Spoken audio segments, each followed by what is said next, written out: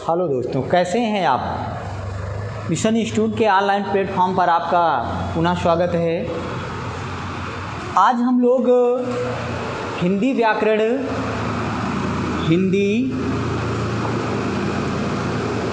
व्याकरण के पहले टॉपिक की शुरुआत करेंगे, जिसका नाम है वर्णमाला। अर्थात ऐसी माला जो वर्णों से गुथी होगी उसी को हम क्या कहेंगे, वर्णमाला कहेंगे। एक ये ऐसी पृष्ठभूमि है वर्णमाला जिससे ही आपके व्याकरण की शुरुआत होती है। व्याकरण को ठीक तरीके से पढ़ लेते हैं। और अगर हम ये कहें ना कि अगर हम शुरुआत करते हैं पढ़ना लिखना बोलना, तो वो शुरू कहाँ से करते हैं, वर्णों के द्वारा ही शुरू करते हैं। अगर हमें वर्णों का ज्ञान नहीं है तो हम ना लिख सकते हैं ना पढ़ सकते हैं। इसलिए सबसे पहले हमको क्या आवश्यक है जानना, वर्णमाला।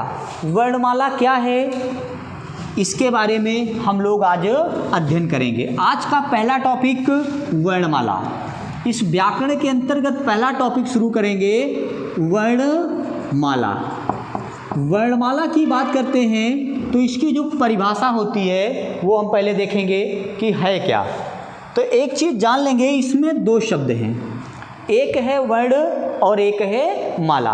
अभी हम लोगों ने पिछले वीडियो में देखा था कि वर्ण क्या है, वर्ण का मतलब क्या होता है। देख लेंगे। वर्ण का मतलब मैं अगर कहूँ कि आपने क्या लिख दिया है, वा लिख दिया है। वा क्या है, एक वर्ण है। अर्थात ये एक वर्ण है और इसी वर्णों की माला, अर्थात इसको एक दूसरे में गूंथते चले जाएंगे तो एक माला का निर्माण होगा और जिसी क्या कहेंगे हम, वर्णमाला कह देंगे। आते हैं इसकी परिभाषा पे, ये जान लेते हैं। परिभाषा होती है कि वर्णों के व्यवस्थित क्रम को, वर्णों के व्यवस्थित क्रम को क्या कहते हैं, वर्णमाला कहते हैं। बात को जान लीजिएगा कि वर्णों के व्यवस्थित का मतलब होता है क्रमबद्ध तरीके से। क्रमबद्ध तरीके का मतलब होता है कि अगर हम का लिख दिए तो का के बाद क्या लिखेंगे, खा लिखेंगे, गा लिखेंगे, घा लिखेंगे और अंगा लिखेंगे। इसका मतलब ये हुआ कि का, खा, गा, घा ये सब आपस में मिलते जाएंगे तो एक पिरो के क्या बन जाएगी, माला बन जाएगी। और इसी को हम क्या कह देते हैं, वर्णमाला कह देते हैं। इसके बाद देखते हैं वर्णों के व्यवस्थित समूह को वर्णमाला कहते हैं। अब कहीं पर यह आ जाता है कि वर्णों के समूह को वर्णमाला कहते हैं, वर्णों के समूह को वर्णमाला कहते हैं। लेकिन जो इसकी वास्तविक परिभाषा होती है वो होती है वर्णों के व्यवस्थित समूह को वर्णमाला कहते हैं। अब देख लेंगे कि अगर हम वर्ण की बात करेंगे तो यही आता क्वेश्चन है कि उत्पत्ति के आधार पर वर्ण के भेद कितने होते हैं, या प्रयोग के आधार पर। अगर हम कह दें कि प्रयोग के आधार पर वर्ण के भेद कितने होते हैं, तब भी कितने भेद, दो भेद। अगर गिनना चाहेंगे तो आधे को छोड़ देंगे तो अपने आप मिल जाएगा कि भेद कितने होते हैं, एक और दो। अगर हम यहीं पर बात कर लेते हैं, दो भेद होते हैं। एक को कहा जाता है क्या, स्वर, और एक को कहा जाता है व्यंजन। आपको कमेंट करके बताना है कि स्वर संधि में संधि कौन सी होगी। ठीक, उसके बाद देख लेते हैं भेद कितने, दो भेद होते हैं। वर्ण के कितने भेद, दो, एक को स्वर और दूसरे को व्यंजन कहा जाता है। अब हम बात कर लेते हैं स्वर की, इसको जान लेते हैं क्या होता है और व्यंजन क्या होता है।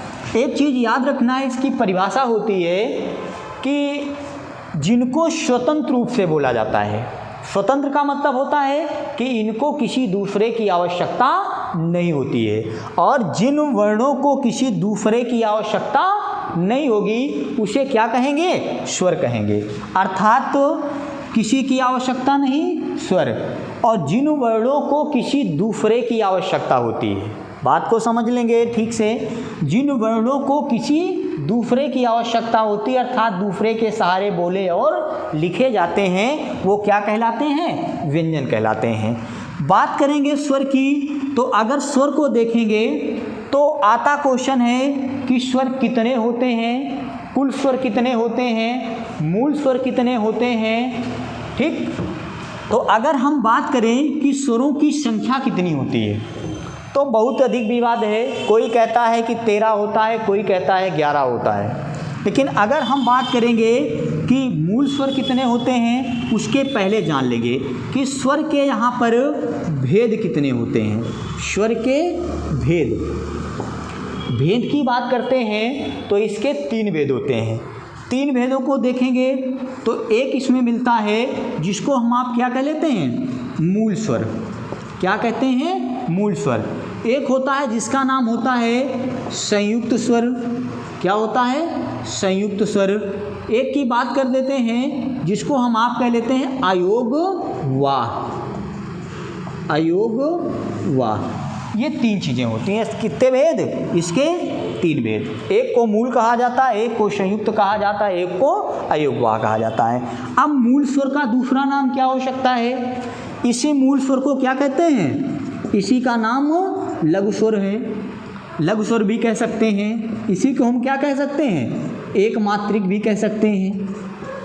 एक मात्रिक कह सकते हैं।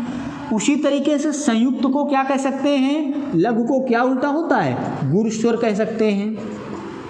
उसके बाद एक मात्रिक का द्विमात्रिक कह सकते हैं। ठीक, अब देख लेंगे। एक होता है अयोगवाह। अब बात करेंगे कि आपके यहाँ मूल स्वर कौन कौन से होते हैं, उनको जान लेंगे। अगर मूल स्वर की बात करते हैं तो आपके यहाँ 4 आते हैं। एक देखेंगे, एक को कहा जाता है छोटा, छोटी, छोटा ऊ, और एक शब्द होता है, एक वर्ण होता है जिसको कहते हैं री। ये आपके क्या हैं, मूल स्वर हैं। अच्छा, मूल स्वर होता क्या है ये जान लेंगे। वे स्वर जिनसे मिलकर अन्य स्वरों का निर्माण होता है वो क्या होते हैं, मूल स्वर होते हैं। और जो ये मिलकर आपस में स्वर बनेंगे वो क्या होंगे, संयुक्त स्वर होंगे। अर्थात जिनमें एक मात्रा लगती है उसको भी क्या कहेंगे, लघु स्वर कहेंगे। अगर देख लेंगे संयुक्त की बात करते हैं तो संयुक्त में क्या आता है, बड़ा आ, बड़ी ई, बड़ा ऊ, ए आता है, ऐ आता है, ओ आता है, और क्या आता है, औ आता है। ये सब क्या है, आपके संयुक्त स्वर हैं। उसके बाद फिर बात करेंगे हम अयोगवाह की, तो एक मिलता है अंक और एक होता है आ। 2 चीज़ें होती हैं। अंक और आहा की बात करते हैं तो एक चीज़ जान लेंगे पहले। अगर हम यहाँ से देखेंगे तो अगर हम संयुक्त का बात को पूरा क्लियर करें तो आ छोटा मिलके बनता क्या है, बड़ा मिलता है, बन जाएगा। उसी तरीके से छोटी और छोटी बराबर क्या बनेगी, बड़ी बन जाएगी। उसी तरीके से अगर छोटे ऊ को मिलाएंगे तो क्या बन जाएगा, बड़ा ऊ बन जाएगा। इसलिए इन मूल स्वरों से ही किसका निर्माण होता है, संयुक्त स्वरों का निर्माण होता है। और इसलिए ये क्या कहलाते हैं, संयुक्त। संयुक्त का मतलब होता है जो 2 से मिलकर बनते हों। तो 2 से मिलकर बने, एक छोटा बराबर बड़ा, छोटी बराबर बड़ी, छोटा ऊ बराबर बड़ा ऊ। इसलिए ये क्या हो गए, संयुक्त हो गए। इसी को गुरु कहा जाता है। गुरु का मतलब क्या होता है, दीर्घ या बड़े। द्विमात्रिक का मतलब होता है जिसमें 2 मात्राएं लगे। लेकिन अब देख लेंगे, एक क्वेश्चन आ रहा है कि मूलतः संयुक्त स्वर कौन कौन से होते हैं, ये देख लेंगे। अगर आपके ऑप्शन में ऐसे दिया गया हो, आ दिया हो बड़ा, बड़ी ई दिया हो, बड़ा ऊ दिया हो, ए दिया हो, और आपसे कह दे ABCD ऑप्शन बना दे और कह दे कि निम्नलिखित में से कौन सा दीर्घ स्वर है, आप क्या लगाएंगे, इसमें से लगेगा सब दीर्घ हैं, लेकिन ऐसा नहीं है। आपको टिक क्या करना है, ए टिक करना है। आपका डी ऑप्शन सही होगा। कारण जान लेंगे, ये है तो दीर्घ लेकिन ये अपने आप का दीर्घ है। अपने आप का मतलब होता है कि छोटा और छोटा मिलकर बना क्या, बड़ा। तो ये अपने आप का दीर्घ हो गया, इसलिए यहाँ पर ये क्वेश्चन गलत हो जाएगा। आपको लगाना क्या होगा, ए लगाना होगा, ए लगाना होगा। अगर फिर बात करें आप कि आपके पास ऐसे लिखा है और एक जगह फिर ऐसे लिख दिया गया, अब आपसे पूछ ले कि निम्नलिखित में से कौन सा दीर्घ है, अब आप क्या टिक करेंगे, अब आपको टिक करेंगे क्या, बड़ी। कारण ये हो गया कि सब लघु हो गए अर्थात मूल हो गए और ये क्या हो जाएगा, संयुक्त हो जाएगा। ठीक, ये दो बात शायद समझ में आ गई होगी। आगे चलते हैं, एक चीज़ देख लेते हैं, अयोगवाह।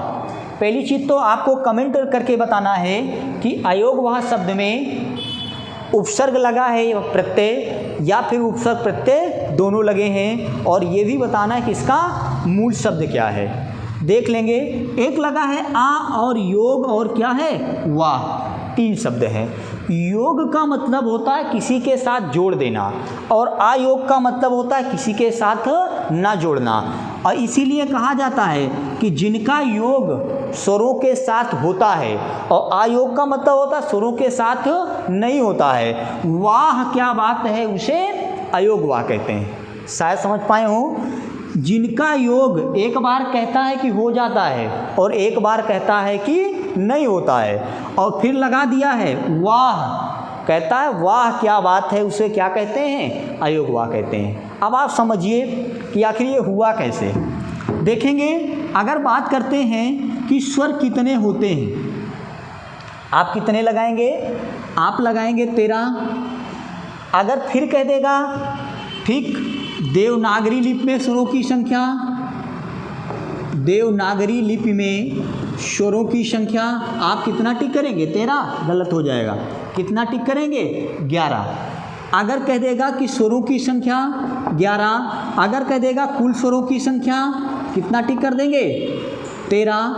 आप बताइए, एक बार तो इनका योग हो गया इनके साथ लिप के साथ, और एक बार इनका योग नहीं हुआ, एक बार हटा दिया एक बार शामिल कर दिया, और इसलिए इसको क्या कहते हैं, अयोगवाह कहते हैं। यहीं पर एक चीज़ और जान लेते हैं कि आपके यहाँ मात्राओं की संख्या कितनी होती है, ये जान लेते हैं। तो याद रखेंगे, आपके यहाँ 10 मात्राएं होती हैं, ठीक, 11 मात्राएं नहीं होती हैं ना, 13 मात्राएं होती हैं। मात्राएं कौन कौन सी होती हैं, अगर हम मात्राओं की बात करेंगे, मात्रा की बात करेंगे, तो एक बड़े आ की मात्रा, एक छोटी ई की मात्रा, बड़ी ई की मात्रा, छोटे ऊ की मात्रा, ई की मात्रा, छोटे ऊ बड़े ऊ की, री की मात्रा, ए की मात्रा, ऐ की मात्रा, ओ की मात्रा और औ की मात्रा। कितने हो जाएंगी, कुल मात्राओं की संख्या 10 होती है। ठीक, आगे आएंगे, अब देख लेंगे, एक चीज़ और पूछा जाता है। ये तो आपने पढ़ा कि स्वरों के भेद कितने होते हैं, तो 3, और तीनों को विस्तार पूर्वक जान लिया। अब देख लेंगे, अगर फिर कह देगा कि प्रयोग के आधार पर, प्रयोग के आधार पर स्वर कितने होते हैं, एक चीज़ फिर जान लीजिएगा। अगर प्रयोग की बात करते हैं तो एक चीज़ हमें ये देखने को मिलती है कि प्रयोग का मतलब जिनको हम लिखने में प्रयोग करते हैं। प्रयोग जैसे क्या, आपको लगता होगा कि हाँ हम प्रयोग सभी को करते हैं, लेकिन प्रयोग या परंपरागत रूप से कितने होते हैं, 10 होते हैं। 10 कैसे होंगे, आपके यहाँ देख लेंगे, 3 छूट जाते हैं। एक होता है अंक, और एक होता है आहा, और एक होता है री। अब ये कैसे छूट जाएगा, देख लेंगे। इसको हम अनुस्वार लिख देते हैं, इसको हम विसर्ग लिख देते हैं, और इसको अगर हम कह देंगे री, री का मतलब आप इसको कैसे लिख सकते हैं, ऐसे भी लिख सकते हैं। अगर ऐसे लिखा तो री को क्या किया हमने, छोड़ दिया। इसका मतलब ये क्या हो गया, यहाँ पर री ऐसे भी लिखा जाता है। और आपको ये भी पता होगा, अगर 13 से हम ये 3 माइनस कर देंगे तो बचेगा कितना, आपका 10 बचेगा। तो इनकी संख्या कितनी, 10 हो जाएगी। अब देखेंगे, एक क्वेश्चन और होता है यहाँ से। एक तो भेद की बात करेगा, अगर वही कह दे कि वर्गीकरण के आधार पर स्वर के भेद, स्वर के भेद, एक शब्द लग गया वर्गीकरण। अगर ऐसे साधारण पूछेगा भेद कितने, तब हम टिक कर देते हैं कितने, 3, वही मूल, वही संयुक्त, वही अयोगवाह। लेकिन अगर वर्गीकरण की बात कर देगा तो वर्गीकरण में हम इसके भेद कितने पढ़ते हैं, 4 भेद पढ़ते हैं। 4 भेद में देखेंगे तो आप एक पढ़ते हैं, पहला भेद जो पढ़ते हैं उसको देखेंगे। पढ़ते हैं मात्रा या उच्चारण के आधार पर। क्या पढ़ते हैं, मात्रा या उच्चारण के आधार पर। इसका वर्गीकरण का कौन सा भेद है, पहला भेद है। इसमें देखते हैं तो आपने पढ़ा भी होगा, शायद समझा भी होगा। एक को कहा जाता है लघु, एक को कहा जाता है दीर्घ और एक को कहा जाता है प्लुत। क्या कहा जाता है? प्लुत। ये 3 भेद होते हैं। अब आप फिर देखेंगे कि लघु में वही लघु जो हमने पीछे पढ़ा, अर्थात छोटा आ, छोटी ई, छोटा ऊ और क्या होता है? री आता है। छोटा, छोटी ई, छोटा ऊ और री आएगा।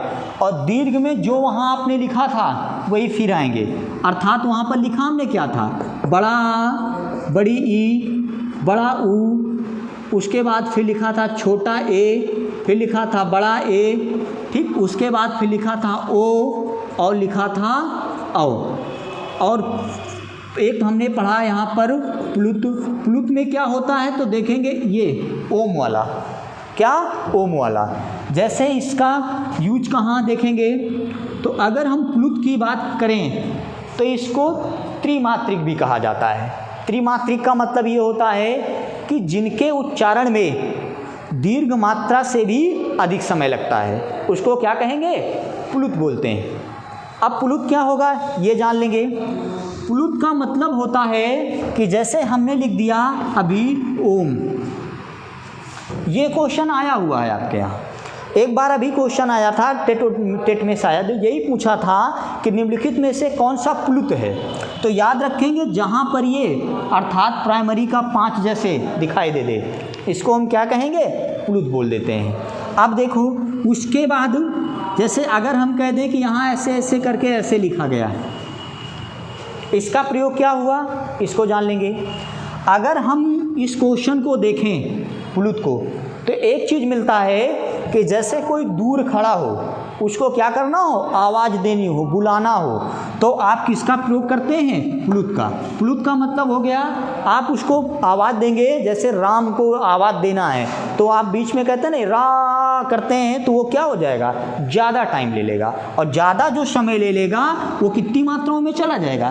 3 मात्राओं में। 3 का मतलब क्या हो जाएगा? त्रिमात्रिक। और इसी को क्या कह देते हैं हम? प्लुत कह देते हैं। अब देखो क्वेश्चन का तरीका क्या होता है। वो कभी कहता है कि किसी गाने को गाने में किसी को दूर से पुकारने में निम्नलिखित में से किसका प्रयोग किया जाता है। तो आपको ऑप्शन दे देगा, लघु दे देगा, दीर्घ दे देगा, प्लुत दे देगा और एक दे देगा इनमें से कोई नहीं। तो याद रखेंगे वो क्या होते हैं? प्लुत होते हैं। उसके बाद देखेंगे लघु, अर्थात जिनके उच्चारण में कम समय लगता है, सबसे कम समय लगेगा, वो क्या होगा? लघु होगा। और जिनके उच्चारण में लघु से भी अधिक समय लगेगा वो क्या होंगे? दीर्घ होंगे। और जिनमें दीर्घ से भी अधिक समय लगेगा वो क्या हो जाएगा? प्लुत हो जाएगा। ये इसका पहला भेद है, मात्रा या उच्चारण के आधार पर। उसके बाद देखते हैं दूसरा भेद, इसका देख लेते हैं। एक भेद होता है, दूसरा भेद इसके देखेंगे। अगर दूसरे भेद की बात करेंगे तो हम फिर देखते हैं कि होठों के निकलने के आधार पर,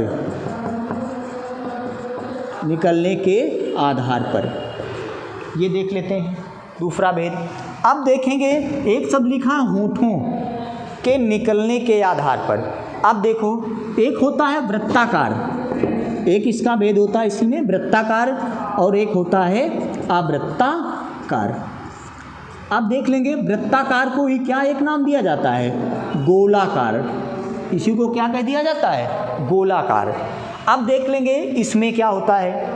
ये बार बार रटने की चीज़ें नहीं है कि आप बार बार रटिए, रटने की कोई आवश्यकता नहीं, बशर्ते एक बार ठीक से समझने की ज़रूरत है। आपके यहाँ स्वर कितने पढ़ने? 13 या फिर 11। अब देख लीजिएगा जिनके उच्चारण में, अर्थात जिन स्वरों के उच्चारण में क्या होगा, जो आपका ओंठ है या मुंह है या ओंठों का आकार कैसा हो जाएगा? वृत्ताकार या फिर गोलाकार हो जाएगा। वो क्या हो जाएगा? वृत्ताकार या फिर गोलाकार। और जिनके उसमें नहीं होगा उसको क्या कहेंगे? आवृत्ताकार कहेंगे। आवृत्ताकार। अब जैसे हम कह दें कि आपको लिखा गया है आ, क्या आपके दोनों ओठों का आकार गोलाकार हो रहा है? नहीं हो रहा है। लेकिन अगर हम कह दें लिखा गया ऊ, बोलिए, देख लेंगे, खुद समझ में आ जा रहा है कि ऊ क्या है, ओठों को आगे खींच रहा है दोनों, और खींचने के बाद उसका आकार कैसा, गोलाकार या फिर वृत्ताकार हो रहा है। इस प्रकार से हम इसको क्या कर सकते हैं, अलग कर सकते हैं। जैसे आपका छोटा ऊ हो गया, बड़ा ऊ हो गया, ओ हो गया और औ हो गया, ये क्या हो जाएंगे, ये सब के सब वृत्ताकार, क्या कार हो जाएंगे, वृत्ताकार। और इसके बाद जो बचेगा, जैसे आपका बचा क्या, छोटा आ, बड़ा आ, छोटी ई, बड़ी ई, ए, ये सब के सब क्या हो जाएंगे, ये सब के सब आवृत्ताकार हो जाएंगे। ये बात शायद समझ में आई होगी। ठीक, तो ये हो गया वृत्ताकार और ये हो गया आवृत्ताकार। इसके तीसरे पार्ट में चलते हैं। अगर हम देखते हैं तो इसके बाद हमको मिलता है, देख लेंगे, नाक व मुख से निकलने के आधार पर। एक होता है तीसरा भेद, नाक व मुख से निकलने के आधार पर, नाक व मुख से निकलने के आधार पर। अब देख लेंगे इसके भी कितने भेद, 3 भेद होते हैं, 2 भेद, सॉरी भाई, 2 भेद। एक को कहा जाता है, एक भेद होता है अनुनासिक, एक होता है अनुनासिक, एक होता है निर्नुनासिक। 2 चीज़ें होती हैं, अनुनासिक और क्या होता है, निर्नुनासिक। अब देख लेंगे, अगर हम बात करते हैं कि अनुनासिक क्या होता है, निर्नुनासिक क्या होता है, तो एक चीज़ याद रखेंगे, अगर हम बात करें कि अनुनासिक क्या है और निर्नुनासिक क्या है, तो अगर हम नासिक इसमें लिखा, इसके आगे उपसर्ग लगा क्या, अनु लगा है। अगर फिर बात करेंगे कि इसमें 2 चीज़ें, एक चंद्रबिंदु होता है और एक क्या लगता है, अनुस्वार लगता है। तो जिनके उच्चारण में, अर्थात क्या, नाक और मुख दोनों का सहारा लिया जाता है। किसका, नाक और मुख दोनों का सहारा लिया जाएगा। जो नाक और मुख दोनों के सहारे बोले जाएंगे वो क्या होंगे, अनुनासिक होंगे। क्या होंगे, अनुनासिक। अर्थात जैसे हम कह दें कि यहाँ पर हंस लिखा गया है, अगर आप बोलना चाहें कि नाक से ध्वनि नहीं निकलेगी तो क्या बोल सकते हैं, नहीं बोल सकते हैं, चाहे जितनी बार प्रयास करेंगे नहीं बोल सकते हैं। लेकिन अगर जिसमें चंद्रबिंदु या फिर अनुस्वार नहीं लगा है, उसको क्या कर सकते हैं, हम बराबर बोल सकते हैं, पढ़ सकते हैं, कोई दिक्कत नहीं होगी। ठीक, इसका मतलब है कि जिसमें चंद्रबिंदु और अनुस्वार का प्रयोग होगा, किसका, अनुस्वार और चंद्रबिंदु का, वो वर्ण क्या हो जाएंगे, अनुनासिक। और जिसमें नहीं होगा उसको क्या कहेंगे, निर्नुनासिक। याद रखेंगे कि निर्नुनासिक का एक नाम मिलता है जिसको कहते हैं मौखिक स्वर। इसको क्या कहा जाता है, मौखिक स्वर। इसको मौखिक स्वर की भी संज्ञा दी जाती है। ये आपका तीसरा भेद हो गया, शायद समझ में आ गया होगा। अब आपको कमेंट करके बताना है, ये बताना है कि जैसे अगर कह दिया जाए कि यहाँ पर लिखा गया है शंकर, शंकर लिखा गया है, अगर कह दिया जाए कि लिखा है कंस, कंस लिखा गया है, नाक या मुख से निकलने के आधार पर ये कैसे होंगे, कैसे वर्ण होंगे या कैसे स्वर होंगे।